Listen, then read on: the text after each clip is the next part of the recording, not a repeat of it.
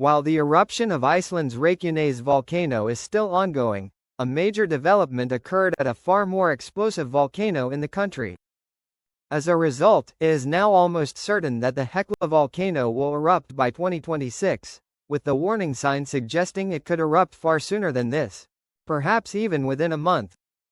I am making this assertion based on a piece of circumstantial evidence, one that seems to repeat itself before each of Hekla's recent eruptions, per comments from locals and farmers that are familiar with the region. What I am referring to is that the Rangarbotn River, which is directly fed water from springs that bubble up through the Hekla volcano, has as of August 29 become completely dry. This river has become dry anywhere from days to multiple years before each of Hekla's recent eruptions, with water only coming back to the river in the hours to days before an eruption commences. So, why exactly might this be occurring? Although this is uncertain, I would wager that the disappearance of the water from the river relates to variations in the nature of ground deformation or uplift which this stratovolcano is experiencing. For context, Hekla is fed by two magma chambers, a disappearing river, one at 12 km depth and the second at 6 km depth.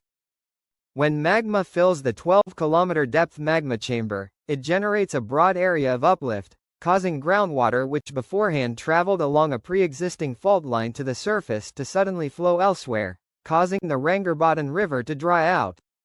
Then, magma moves to the 6 km depth magma chamber, generating a narrower center of stronger ground uplift, likely due to that magma chamber's smaller size. As a result, when this occurs, the ground which was fed groundwater via springs at the Rangarbotn River actually subsides to an extent just enough that the river begins flowing once again. Once that occurs, it could be as little as 20 minutes or as much as several days before an eruption begins at Iceland's second most consistently explosive volcano of the Holocene epoch after Katla. Although the groundwater has not yet returned yet, meaning current evidence suggests an eruption will occur within 2.5 years of this video being posed, you might be wondering why I am making such a strong inference based on just one not completely scientific piece of circumstantial evidence. After all, on a tier list of various types of volcanic unrest evidence involving a volcano during a period of hypothetical unrest, circumstantial evidence ranks near the bottom.